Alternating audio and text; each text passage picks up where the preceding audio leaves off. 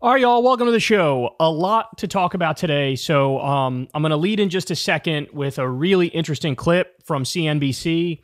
You have this former Republican senator calmly explaining to a MAGA host why he can't vote Trump. So that is fascinating. I have a lot to say about that. Then we'll get to, we got some new election numbers coming from the data nerd over at MSNBC, Steve Kornacki. Crystal actually knows this guy. Apparently he's a very nice guy. Kornacki. But anyway, he gives Democrats a dose of reality with his segment here. Then, man, wait till you hear this story. This is like, you couldn't write this. You know, this is stranger than fiction. But apparently, Trump pardoned a murderer. And then wait until you hear what happens next. It is not pretty. And then later on, we got Republicans panicking because Dems are massively outspending them. And some climate catastrophe news for you.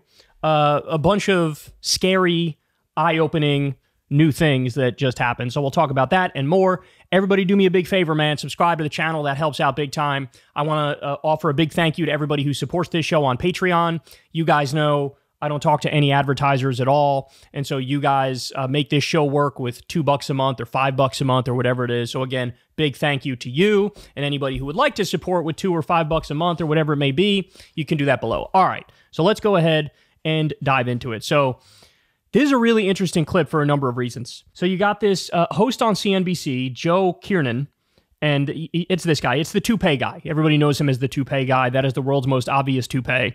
And he is going to grill a former Republican senator as the Republican senator calmly explains to him, look, man, I cannot support Donald Trump. So let's watch, and then I'll have a lot to say. And you look at the presidential race, you know, you guys like Paul Ryan, that tell me, yeah, I mean, you give me a list of reasons why Kamala Harris would be the worst thing to ever happen, but still won't vote for Trump and say something like, well, it's not really a vote for Harris, and I'm not really, I just can't. Yeah, because it is a binary choice. So a vote not for Trump is a vote for Harris. So a couple of things. First of all, I voted for Donald Trump. I know you did, but 16 but and we're in not 2020. talking about. But when you lose an election and you try to overturn the results so that you can stay in power, we all are familiar. You lose me. You lose me at that point. Then stop talking over him. He talked over him like 3 times there. Jesus Christ. I know you did, but 16 but and we're in not 2020. talking about. But when you lose an election and you try to overturn the results so that you can stay in power, we all are familiar. You lose me. You lose me at that point. Then so you'd prefer Kamala Harris. Hold on. You would prefer Kamala Harris. I acknowledge that the outcome is a binary situation, but my choice is not. I have the choice, and you and I are just going to disagree on this. What if it came down to one vote? And it was yours that put Kamala Harris, then it is yours. It is an acceptable position for me to say that neither of these candidates can be my choice for president. It's going to be one. 28% corporate taxes, 45% capital. I get it. So the answer to that is Republican control of the Senate. And that is absolutely essential. If the other side runs the table, then Katie barred the door. They will repeal the filibuster, and they will be dragged by their left wing, which clearly is in charge now. And I think Kamala Harris proved that with her vice presidential election. And it's huge tax increases. It's probably some version of Medicare for all. It might even get to an expansion of the Supreme Court because there will be no breaks. Bro, I wish. He's saying, bro, the left controls the Democrats now. That's obvious. And we'll probably get huge tax increases and some version of Medicare for... Bro, be still my beating heart. I'm pitching a tent in my pants right now. If that not going to happen. I hate to tell you guys, it's not going to happen. I think the best we could get in a serious sense, right? So like it's relatively pragmatic to think the furthest that we might get in a realistic timeline is 12 weeks paid family leave, 12 weeks paid sick leave, and perhaps a program to do free school breakfast and lunch for kids around the country. Right, and maybe extend the child tax credit. Like, I could see that happening. But Medicare, unbelievable that he actually unironically thinks that that's a possibility with Kamala. It might even get to an expansion of the Supreme Court because there will be no breaks. I wish. But the good news is, I think Republicans are going to take the Senate. Right.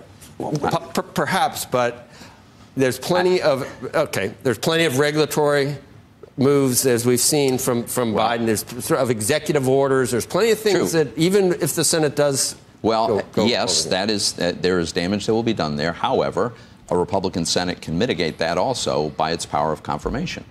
And, you know, they've got to hang tough on some of these nominees. The best you can hope for is maybe a defensive gridlock type situation where the worst case scenario doesn't happen. The filibuster's not ended. The Supreme Court doesn't go to 18 people. Exactly. We don't make it a civil offense to cross the border. We end the filibuster. All of those things don't happen if Republicans are in control of the Senate. So that's the gist of it. You get the gist of it. So basically what this former Republican Senator Pat Toomey, what his argument is, I can't vote for Trump.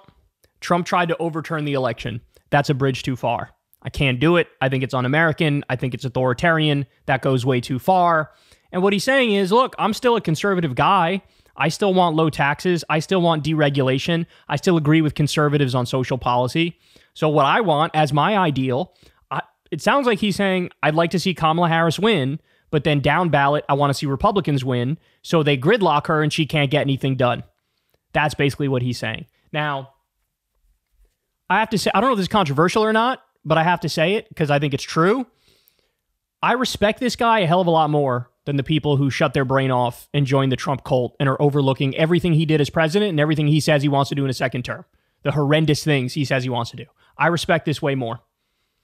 Because the one thing where he said it crossed the line and I can't go there is trying to overthrow the election, and he understands the gravity and the weight of that situation. He understands that this guy tried to end the peaceful transfer of power in this country and that that's not somebody who can be in power again. And we already know if he loses, he's going to do the same song and dance as he did last time.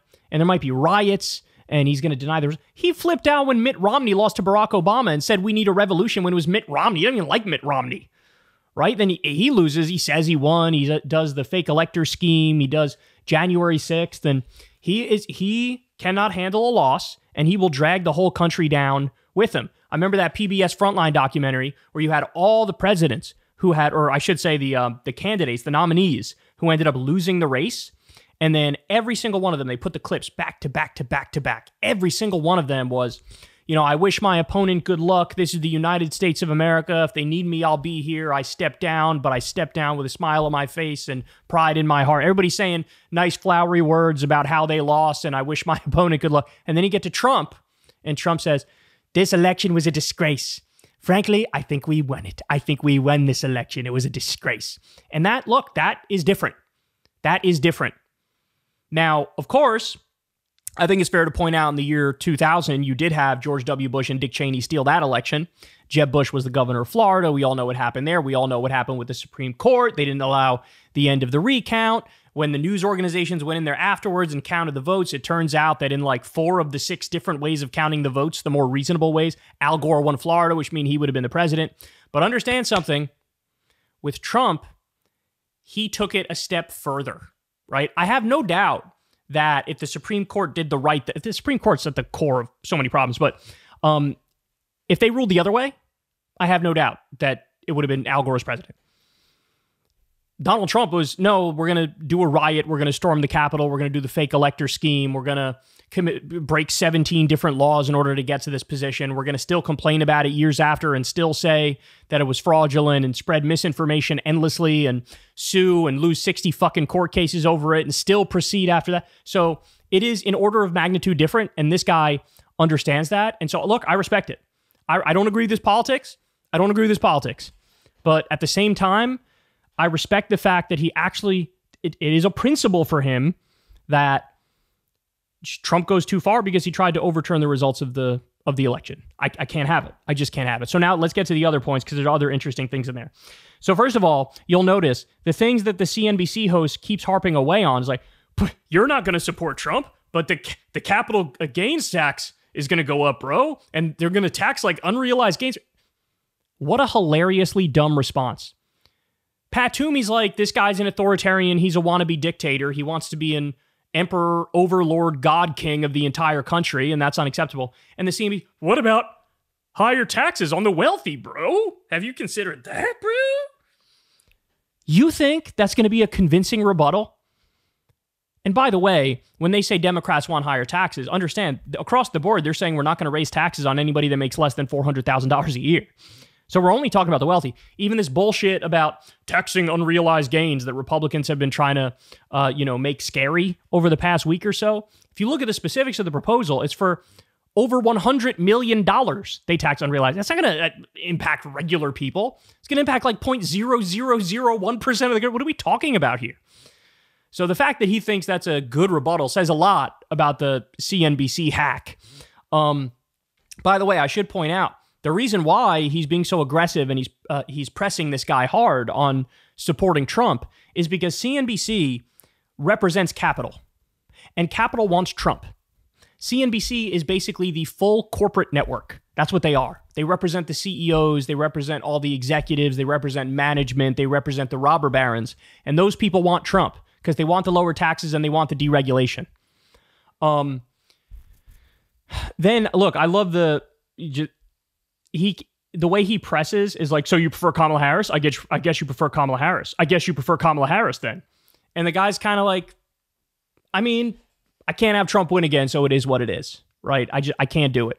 And I think if you had more principled conservatives in this country, more people would take the exact line as Pat Toomey. More people would take this exact line. I can't have Trump win again, but I want Republicans down ballot, and we'll just basically try to block everything Democrats do, and then we'll just buy our time for 4 years until we can maybe elect a different Republican who's not insane. So I respect that perspective. I mean, I think he's wrong. I debate him on policy. He's probably wrong on every policy, but at least this is a conservative who says, I am against this country degrading into an authoritarian dictatorship. There you go. And the CNBC host is not happy about that. I love how the people who just like pretend like January 6th and the fake elector scheme was not a big deal. Those people are scary, man. They're scary. The shit that they're willing to overlook, that's just scary. That's scary shit. It's almost like people overlooking a genocide of Palestinians in Gaza. It's almost like that. Like acting like that's not a big deal. That's a fucking gigantic deal, bro. That's a gigantic deal. So anyway, there you have it.